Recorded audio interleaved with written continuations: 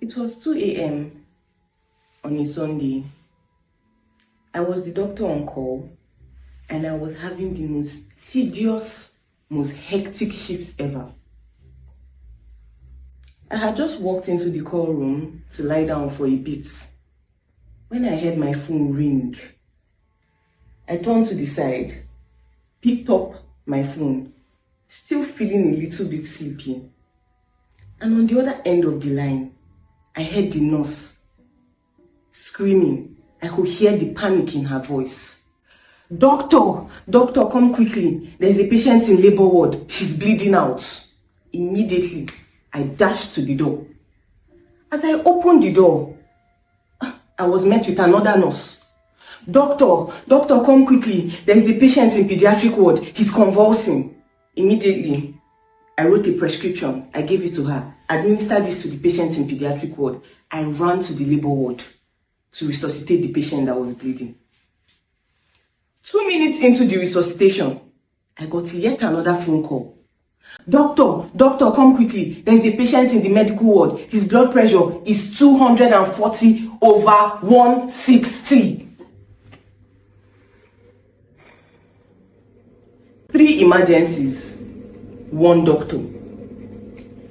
That night I felt less like a doctor and more like a firefighter in a city that was up in flames. This story I just told you is not a story from a war zone. This is my reality. This is the reality of thousands of doctors in Nigeria. This is the reality of the medical system in Nigeria. This is our reality. Today, I'm going to be telling you about the decay in the medical system. I'll be giving you 3 facts to help you understand this decay and help you see how our medical system is crumbling and how you and I are paying the ultimate price. Firstly, Nigerian doctors in the medical system are overworked. Yes. The World Health Organization recommends that there should be 1 doctor to every 600 patients. But in Nigeria, there is 1 doctor to 5,000 patients. That is almost 10 times the recommended standard by the WHO. In Nigeria, you find so many doctors working very long hours. It's not like that in other countries. Let's take, for example, the United States. They have laws, they have rules that guide their working hours. They regulate their working hours. In the United States, a doctor must not work more than 12 to 24 hours at a stretch. And for every shift a doctor does, a doctor gets at least 8 hours of rest and is entitled to 1 free day a week. Sounds like a lot, right? It is. Being a doctor is not easy. It's really crazy work. Now imagine the hours that doctors in Nigeria work, where there is no rule, there is nobody regulating the number of hours we work. We work endless hours. During my ONG posting as a house officer, I remember doing 72-hour shifts. We would come to work on Saturday with a box, prepared. When you see us coming, we are like people that are traveling because we are prepared to spend our entire weekend there. We work Saturdays, we work Sundays, and on Monday we are still expected to show up and do a full day's work. Sometimes we are even in theater on Mondays, operating like we didn't just spend the entire weekend in the hospital. It leads to burnout, exhaustion, mistakes here and there. And when we make these mistakes, you watch how quickly the Nigerian government will come out to seize our licenses. Working 72 hours is not as bad as it gets. In fact, there have been stories reported, real life scenarios, where a resident doctor works for an entire month. Every single day of the month, he's the doctor on call. And that's normal. Nothing is being done about it. Nothing is being said. We just endure and keep on going. I would like to give you all a story. A very, very sad story. This happened not too long ago. One of our dearest colleagues, Femi Rotifa, lost his life in Rivers State University Teaching Hospital. Femi Rotifa was the doctor on call for 72 hours. During the course of this call, he wasn't feeling like himself anymore. He went to his senior doctors and told them, please, I'm not feeling too well. I would like to be excused from this call so I can take care of myself. They refused to grant him the excuse. They said, what's wrong with you? If you go, who will take care of the patients? But if he stays, how can a sick doctor care for another sick patient? Instead of granting him the permission to leave, Femi Rotifa was held in the hospital. Eventually, he was found dead in the call room. God rest his soul. Femi Rotifa was not just a doctor. He was somebody's son. He was somebody's brother. He was a father to somebody, a spouse to somebody. And his life left just like that because of something that could have been prevented if our working hours were regulated. Secondly, Nigerian doctors are underpaid and undervalued. Just last month, doctors in Bayelsa State University Teaching Hospital had to take a strike. They had to go on strike. What was the reason for the strike? The government had been owing them salaries for months, backlog, and they weren't doing anything about it despite lots of complaints. They had to go on a strike so that they could be heard. Now, when you hear salary, you might even think, oh, since they work so hard, they give them a fat check for it. No. Let me give you some examples. As a house officer, this is just 1 year out of medical school. You are paid about 240,000 naira. As a youth corper, the government pays us 77,000 naira. Then your primary place of assignment can decide to give you whatever stipend they want, which is not regulated. No matter how hard you work in your PPA, no one comes to check if the pay matches the amount of work you're doing. No one cares. A lot of hospitals don't go higher than 100,000 naira. In short, the max I've heard is 100,000 naira for doctors in a PPA. That totals to about 177,000. And in so many facilities, doctors earn much less.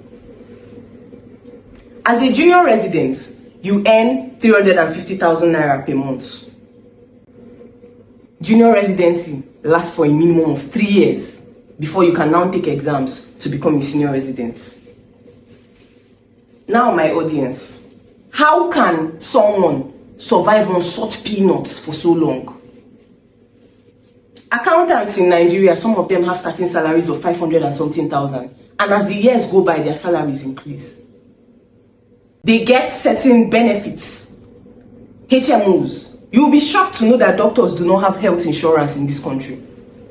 As a doctor, if you're sick in another state, different from where you work, you have no access to health insurance. You will literally go to a hospital and pay for everything from beginning to end. Just like that, we are not well provided for. We are not well catered to. Let me remind you all of the COVID-19 pandemic. During this period, so many doctors left their homes, left their loved ones, left their families. They went to hospitals to care for patients that had COVID-19. None of them were given life insurance.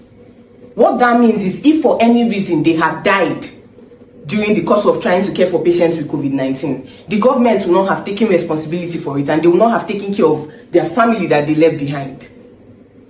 That is ridiculous in itself. Hazard allowance for doctors. For the work we do, our hazard allowance should be huge. At some point, it was 5,000 naira. Recently, it was increased to 34,000 naira, which is still peanuts. What this means is if I'm taking sample from a patient that has hepatitis B and I mistakenly prick myself with the needle for any reason, the hospital will give me 5,000 naira to use and take care of my health challenge or to cover the damages. I will let you know now that the immunoglobulin I will need to buy after getting pricked with that needle costs nothing less than 100,000 naira. But I will be giving 5,000 naira. That does it.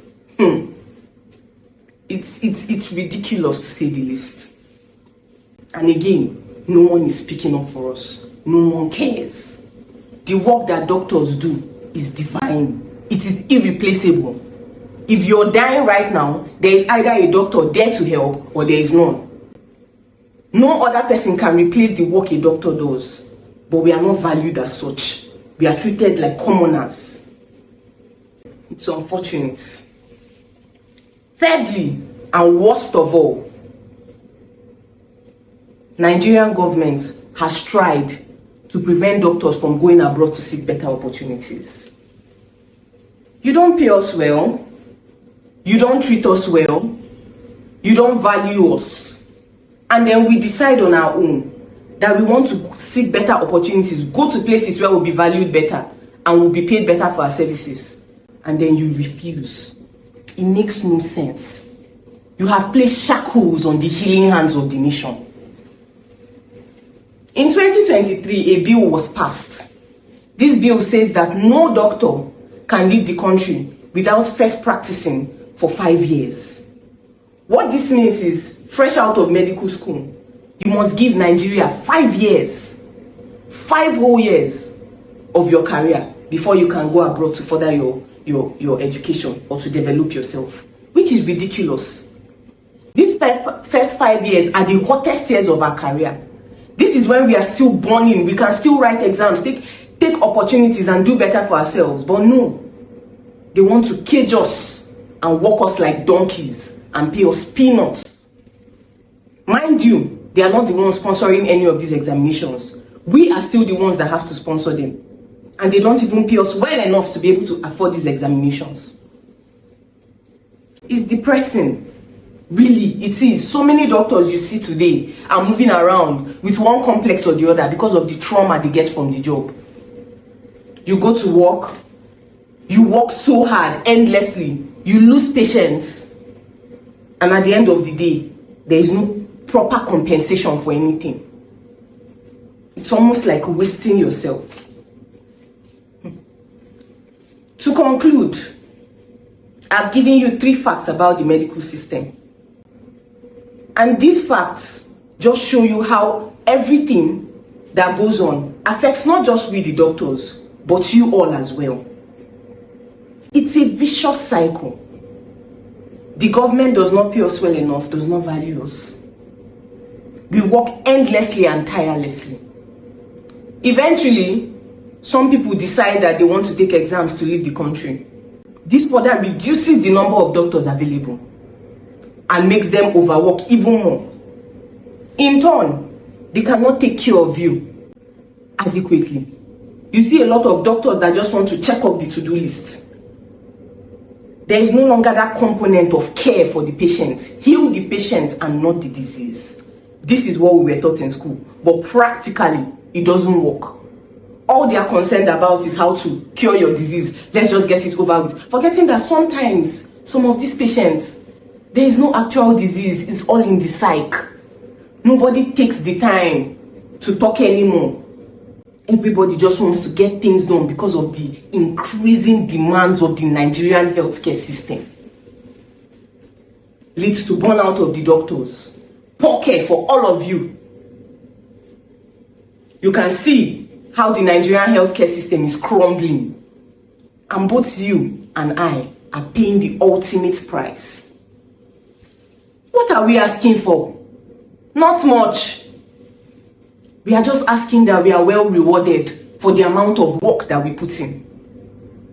We are just asking that the government encourages us to seek better opportunities. It is not far-fetched to ask the government to pay for some trainings abroad for some of its doctors. We go out, we learn, and we bring what we've learned back. That is how you grow the Nigerian healthcare system.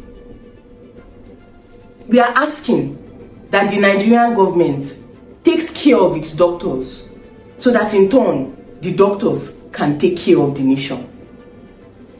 Thank you.